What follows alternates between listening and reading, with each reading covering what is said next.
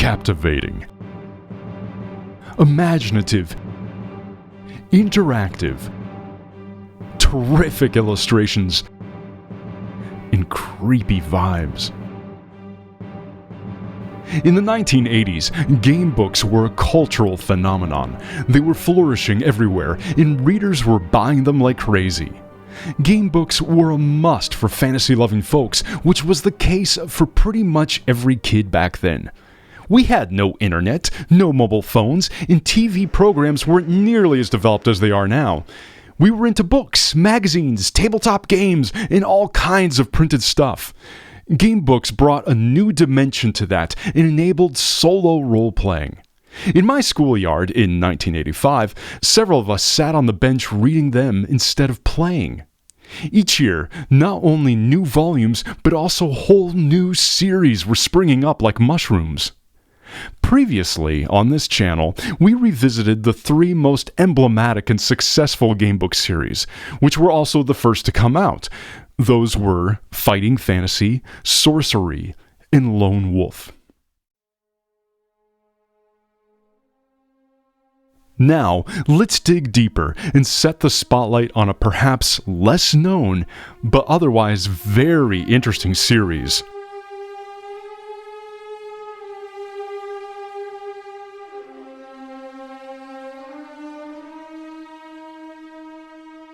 Golden Dragon.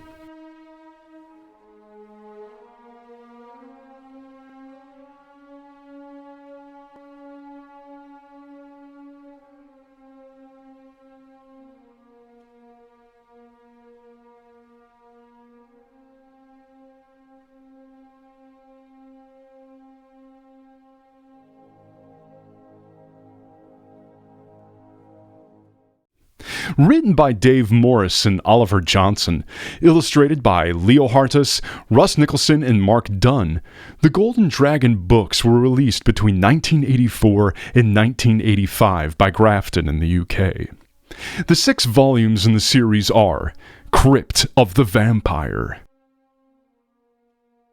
The Temple of Flame, The Lord of Shadowkeep,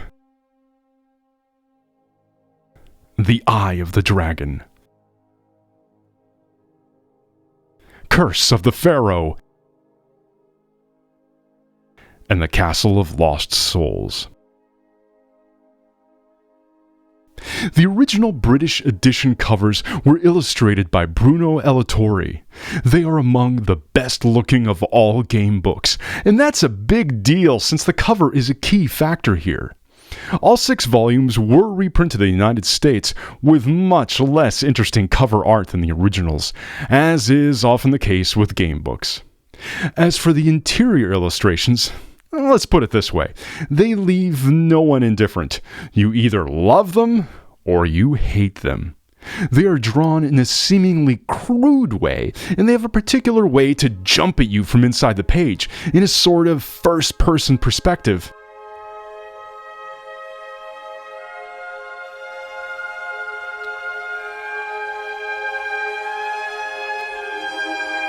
That choice of style could seem childish at first glance, but you could eventually come to appreciate it as you browse through the books. Just look at this ghost. That witch. That vampire. Aren't they delicious? As a kid back then, I played all the Golden Dragon books, with a preference for the first 2 of them, which seemed more elaborate than the others. The Golden Dragon series didn't seek sophisticated rules as in Lone Wolf, or even in Sorcery. It was rather basic, like Fighting Fantasy, and if you were familiar with the latter, you would find obvious similarities with the former. The gameplay system was even more simple than in Fighting Fantasy books, and the books were a little shorter in general. There was no plot continuity between the books. Characters in Golden Dragon had 3 attributes, just a little different from those you are used to knowing. Agility instead of skill, vigor instead of stamina, and psi, which stands for psychic ability, instead of luck. Agility and psi were determined on a scale of 4 to 9. That prevented you from becoming almost invincible like in fighting fantasy when you rolled up a character with values of 11 or 12 in these stats. That also allowed for more realistic trials with each one of these stats during the game. The fighting system was slightly more realistic than in fighting fantasy, where you and your opponent would consistently have the same chance of hitting one another. In Golden Dragon, the stronger the opponent, the higher the 2-hit number will be. That is more accurate, but that also makes it a series of tough books when it comes to fighting, especially if you have to fight more than one opponent simultaneously, which is often the case. If you add to that the limited possibilities to heal your character, most of the time you're expected to make it through the entire adventure with your initial vigor score, you'll understand why Golden Dragon is such a difficult series. We'll have a dedicated video to review individual books in this series, but here's what we can say in a nutshell about each of them.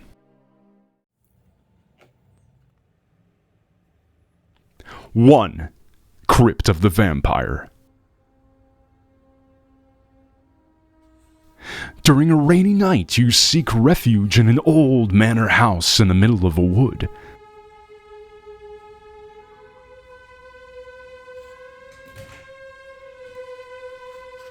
Little do you know that an evil vampire hides in the crypt below.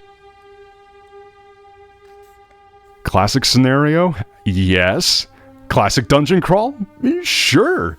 But Crypt of the Vampire has a very specific ambiance and strong identity of its own. It's creepy, mystical, unnerving, but also surprisingly cozy and inviting. The kind of game book that makes the reader want to explore again and again after having completed it. There's not much of a plot, but that doesn't matter. That even adds to the mystery in some way. You don't quite know who you are, or where you are, and why you're there in the first place, but what the heck? Don't think, just dig your way in. You'll be lucky if you make it through the first time.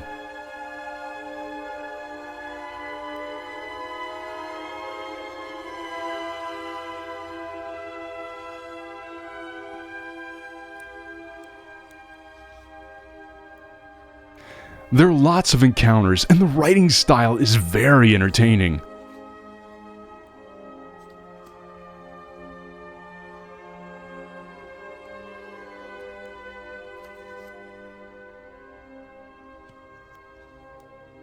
The dungeon is not too large, but it's complex and cleverly designed.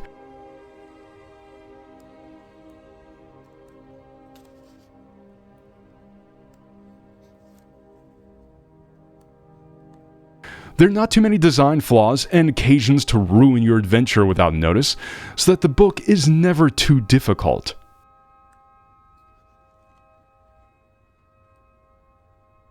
Overall, we can say that The First Try by Dave Morris is a clear success, and the author didn't rest on his laurels for the next volume in the series. Number 2. The Temple of Flame. A lost civilization. An ancient temple in the middle of the jungle. A priceless idol that you must seek out with your evil nemesis as a competitor. This Indiana Jones-like plot makes the basis for Temple of Flame. It's a very well-written game book, arguably surpassing Crypt of the Vampire, and the best one in the Golden Dragon series. The adventure is very interesting. The pyramid is of course full of traps, but very well designed, and comports historical elements so as to look genuine. Unlike fighting fantasy's generic dungeons, the Temple of Flame provides a powerful sense of place. The idea of having a small monkey as a companion is a good one. Some opponents feel genuinely unique, and most of all, your longtime adversary, an evil wizard that you'll encounter more than once.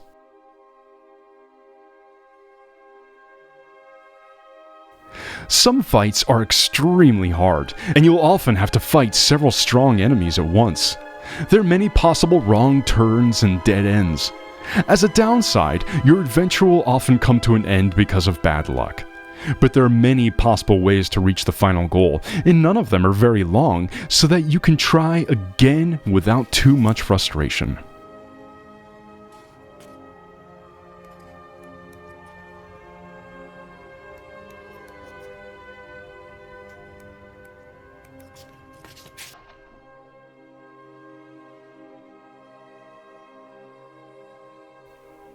Number 3. The Lord of Shadowkeep.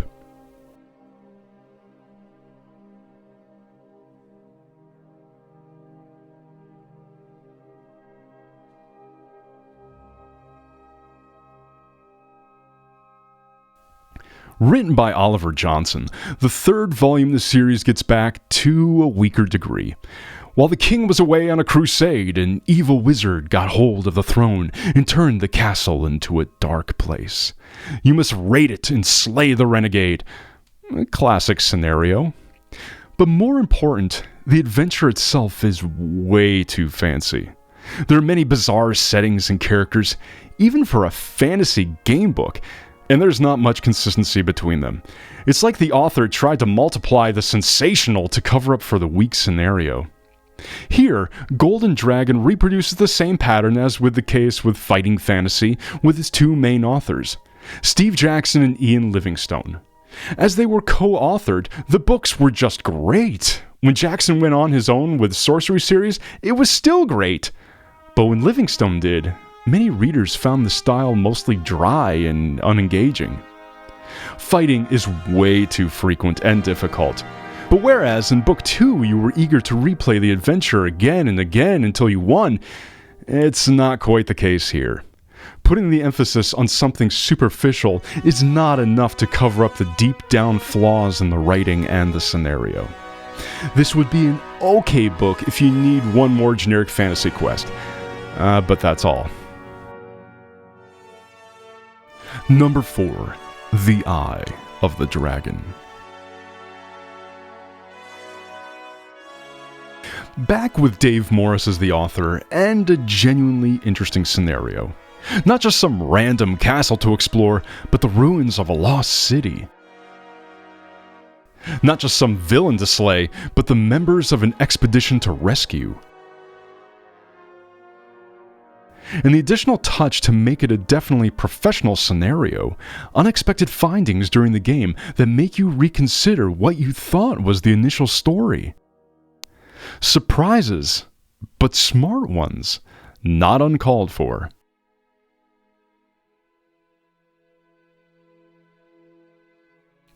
The author's interest for ancient civilizations is clear. We already had a good guess at that with Book 2.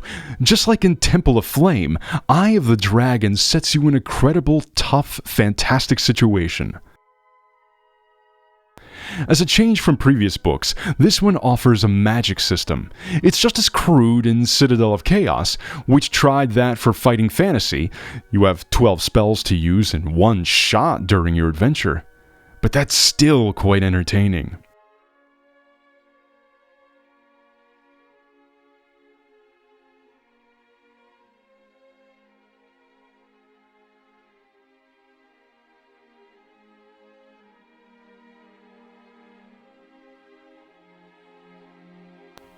Eye of the Dragon is very challenging, but a challenge of the good sort that demands thinking from your end, not sheer luck.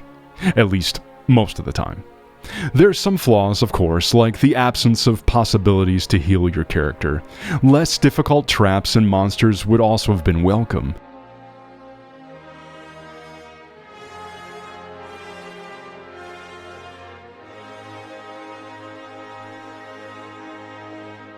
Finding your way through the maze of the ruined city is difficult enough to put additional dangers at every corner.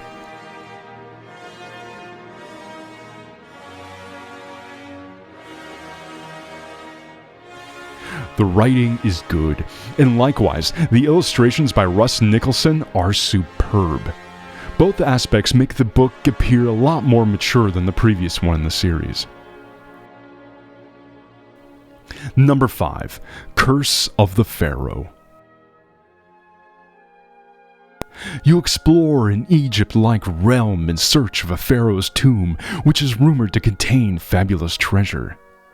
This is probably the worst book in the series. It tries to vary the environments, city, desert, pyramid, but fails in every one.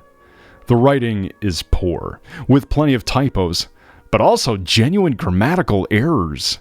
Fighting is ridiculously difficult and frustrating. This is the only book in the series with Mark Dunn as illustrator, who actually did a great job, so you can say that illustrations are better than the text in this one.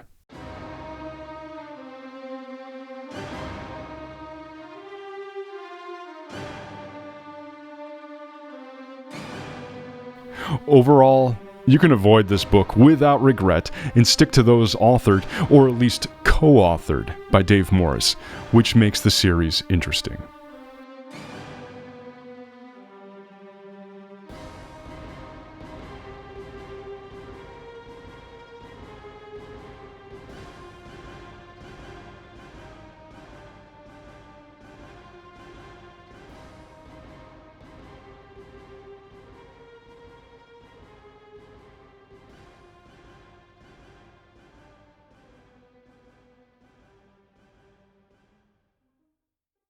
Number 6. Castle of Lost Souls.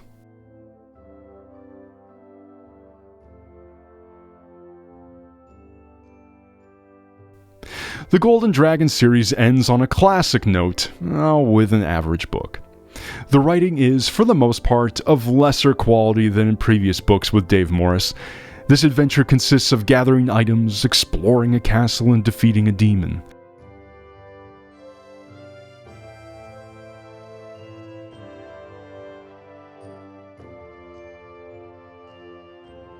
Some subquests are entertaining, and there is more than one way through the castle to the final goal, but encounters are sometimes comical, and in the bad sense of the word, which removes a lot of the overall interest.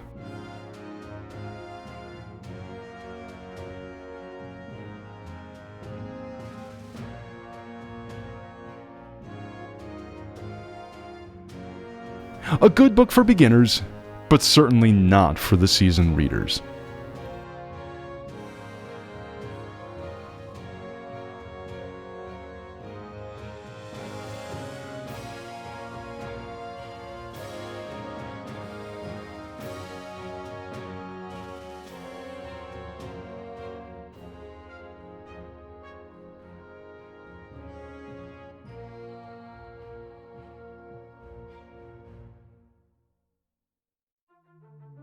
In general, we can say that the Golden Dragon series does have a strong identity of its own. Of the 6 books, 3 are definitely worth it. Would that they all had been of the same quality, this could have been a mythical series in the likes of Sorcery or Lone Wolf. As it is, there are pros and cons, but you should at least give it a try, especially the first 2 books. Golden Dragon has its place in the Hall of Fame of early game books.